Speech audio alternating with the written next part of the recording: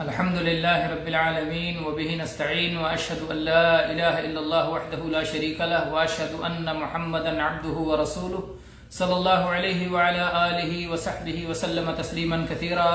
أما بعد،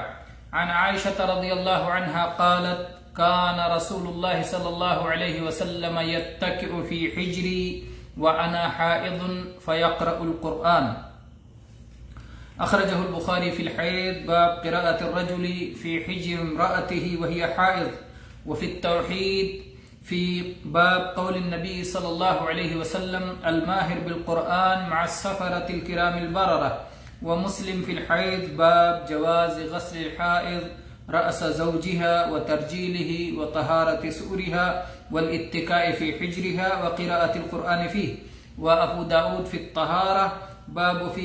مؤاكلة الحائض ومجامعتها. والنسائي في الطهارة باب في الذي يقرأ القرآن ورأسه في حجر امرأته وهي حائض. وابن ماجه في الطهارة باب الحائض تتناول شيئا من المسجد. گرامی قدر حضرات و خواتین، عمدۃ الاحکام کتاب الطہارہ کے دروس کا سلسلہ اللہ کے فضل و کرم سے جاری ہے، جس میں ہم کئی احادیث پڑھ چکے ہیں، اور آج عائشہ رضی اللہ عنہا سے مروی یہ حدیث پڑھ رہے ہیں جس میں وہ فرماتی ہیں کہ رسول اللہ صلی اللہ علیہ وسلم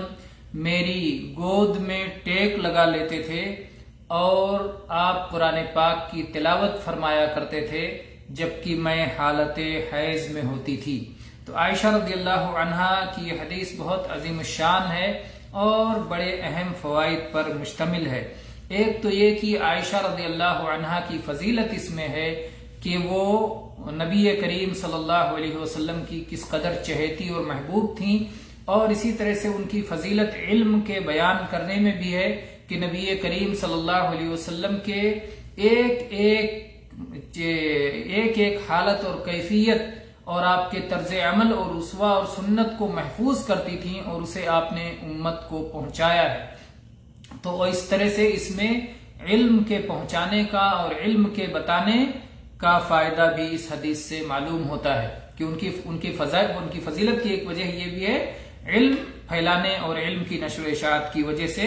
اور علم کو آگے بڑھانا چاہیے. رسول اللہ صلی اللہ علیہ وسلم عائشہ رضی اللہ عنہا کے گود میں سر رکھ کے لیٹ جاتے تھے اور پھر قرآن پاک کی تلاوت کیا کرتے تھے جبکہ وہ حالت حیض میں ہوتی تھی. اس سے معلوم ہوتا ہے کہ حائضہ خاتون، حیض والی عورت کا بدن اور اس کا جسم اور اس کے کپڑے جب تک کہ اس میں حیض کا خون نہ لگا ہوا ہو وہ سب پاک ہوتا ہے. حیضہ عورت کا بدن چھونا، اس سے مصافحہ کرنا، اس سے ہاتھ ملانا اور اس کے بدن سے ٹیک لگانا، یہ ساری چیزیں جائز ہیں. اس کے ساتھ بیٹھنا، اٹھنا، بات چیت کرنا، کھانا پینا، یہ سب کے سب جائز ہیں. حیض کی وجہ سے کوئی عورت کا بدن پورا ناپاک نہیں ہوتا بلکہ اس کا جسم پاک رہتا ہے. جہاں سے حیض کا خون نکل رہا ہے وہ جگہ ناپاک ہے، اس لیے اس جگہ کے استعمال کی اجازت نہیں ہے. اسی طرح سے اس حدیث سے یہ بات بھی معلوم ہوتی ہے کہ لیٹ کر کے قرآن پاک کی تلاوت کی جا سکتی ہے. بہت سارے لوگ لیٹ کر کے تلاوت کرنے کے بارے میں سمجھتے ہیں کہ نہیں تلاوت. نبی کریم صلی اللہ علیہ وسلم اپنی زوجہ مطہرہ کے گود میں لیٹے ہوئے ہوتے تھے اور قرآن پاک کی تلاوت فرماتے تھے. اس سے معلوم ہوتا ہے کہ قرآن پاک کی تلاوت لیٹے لیٹے بھی کی جا سکتی ہے، جیسے کہ بیٹھ کے اور کھڑے ہو کر کے تلاوت کی جا سکتی ہے، چلتے پھرتے تلاوت کی جا سکتی ہے، ایسے لیٹ کے بھی قرآن مجید کی تلاوت کی جا سکتی ہے. اسی طرح سے اس سے یہ مسئلہ بھی اہل علم نے مستنبط کیا ہے کہ اگر قرآن پاک یا مصحف کسی چیز میں محفوظ ہو، رحل میں، کپڑے وغیرہ میں پیک ہو تو حائضہ عورت اسے چھو سکتی ہے. غلاف کے ساتھ اگر ہو تو حائضہ عورت قرآن پاک کو چھو بھی سکتی ہے، ہاتھ لگا سکتی ہے. اور استنباط اس طرح ہے کہ نبی کریم صلی اللہ علیہ وسلم کے سینے میں قرآن پاک محفوظ تھا، پورا قرآن پاک موجود تھا، اور آپ عائشہ رضی اللہ عنہا کے گود میں لیٹے ہوئے ہوتے تھے تو گویا آپ کا بدن ان کے بدن سے ملتا تھا اور قرآن پاک ان کے سینے میں محفوظ تھا، تو گویا ایک طرح سے بدن کا غلاف موجود ہوتا تھا. تو حائضہ عورت اس طرح سے چھو رہی تھی آپ کو، تو اس سے معلوم ہوتا ہے کہ قرآن پاک کو غلاف کے ساتھ چھوا جا سکتا ہے۔ بہرحال یہ دقیق استنباط ہے۔ اسی طرح سے اس سے یہ مسئلہ بھی معلوم ہوتا ہے کہ حیض یہ ناپاکی ہے، اور کسی ناپاک چیز کے قریب رہ کر کے بھی آدمی قرآن پاک، اگر آدمی کہیں قرآن پاک کسی جگہ تلاوت کر رہا ہو، اس کے قریب میں کوئی ناپاکی موجود ہو، تو اس سے اس کی قرآن پاک کی تلاوت کی ممانعت نہیں ہوتی ہے۔ تو یہ سب فوائد اس حدیث میں ہیں۔ اور اسی طرح سے اس حدیث سے ایک بات یہ بھی معلوم ہوتی ہے کہ ہر حالت میں قرآن پاک کی تلاوت کی جا سکتی ہے۔ بعض لوگوں نے اس سے مسئلہ نکالا ہے کہ حائضہ عورت قرآن پاک کی تلاوت نہیں کرے گی، کیونکہ یہ مسئلہ کیوں انہوں نے خاص طور پہ نوٹ کیا کہ حالت حیض میں نبی کریم صلی اللہ علیہ وسلم میری گود میں لیٹ کے تلاوت کرتے تھے، کہ گویا حائضہ کے لیے تلاوت منع ہے، اور اس کے بدن سے اگر لگ کر کوئی تلاوت کر رہا ہو تو اس کے لیے تلاوت جائز ہے۔ تو اس سے ممانعت کو بعض لوگوں نے نکالا ہے، لیکن یہ استنباط صحیح نہیں ہے۔ اور اس لیے بھی کہ بعض لوگ اس مسئلے کو اس حدیث سے بھی جوڑتے ہیں جو حدیث صحیح ثابت نہیں ہے، کہ جنابت کی حالت میں قرآن پاک کی تلاوت جائز نہیں ہے، کیونکہ نبی کریم صلی اللہ علیہ وسلم سے یہ بات صحیح طور پر ثابت ہے، کان یذکر اللہ فی کل احیانہ، کہ اللہ کے نبی ہر حالت میں اللہ کا ذکر کرتے تھے، اور قرآن پاک کی تلاوت ایک ذکر ہے۔ اس لحاظ سے قرآن پاک کی تلاوت جنوبی بھی کر سکتا ہے، جیسا کہ محققین نے راجح کیا ہے۔ اور پھر حائضہ کی تلاوت اگر جنوبی کے لیے مان بھی لیں کہ جنوبی تلاوت نہیں کر سکتا ہے، تو حائضہ اور جنابت دونوں میں فرق ہے، اس لیے کہ جنابت کی حالت کو ختم کرنے پر آپ قادر ہیں اور اس کا وقت کم ہوتا ہے، آپ نے غسل کیا آپ پاک ہو گئے، لیکن حیض کو صرف غسل کرنے سے آپ پاک نہیں ہو جائیں گے جبکہ اللہ تعالیٰ کی طرف سے حیض کا خون بند نہ ہو جائے، تو گویا وہ آپ کے اپنے اختیار میں نہیں ہے۔ اس لیے حیض اور جنابت کی حالت یکساں نہیں ہے۔ حائضہ عورت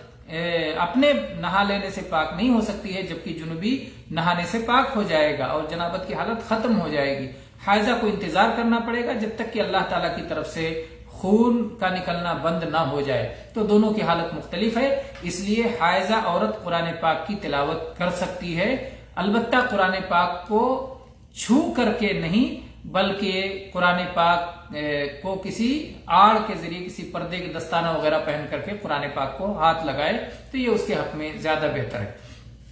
اور اسی طرح سے جنابت کی حالت میں اگرچہ قرآن پاک کی تلاوت کرنا جائز ہے، لیکن کراہت سے خالی نہیں ہے، کیونکہ ساتھ میں وہ حدیث بھی دیکھیے جس میں نبی کریم صلی اللہ علیہ وسلم سے سلام کیا گیا اور آپ اس وقت باوضو حالت میں نہیں تھے، تو آپ نے سلام کا جواب نہیں دیا، بعد میں تیمم کیا اور تیمم کرنے کے بعد آپ نے سلام کا جواب دیا، اور آپ نے فرمایا کہ میں نے اس بات کو ناپسند کیا کہ اللہ کا ذکر ناپاکی کی حالت میں کروں، بے وضو ہونے کی حالت میں کروں۔ اس سے معلوم ہوتا ہے کہ اللہ کا ذکر جس قدر اعلیٰ حالت میں، طہارت کی اعلیٰ حالت میں کیا جائے وہ بہتر اور اعلیٰ ہے۔ تو اس لیے اگر جنوبی قرآن پاک کی تلاوت جنابت کی حالت میں نہ کرے تو یہ اس کے حق میں بہتر ہے، اگرچہ کہ جائز ہے، لیکن غسل اور طہارت کے ساتھ اگر کوئی شخص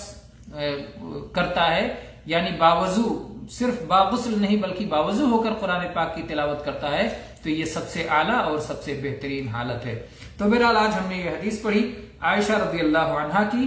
جو کہ نہ صرف صحیح بخاری، صحیح مسلم، بلکہ پورے کتب ستہ میں موجود ہے یہ روایت،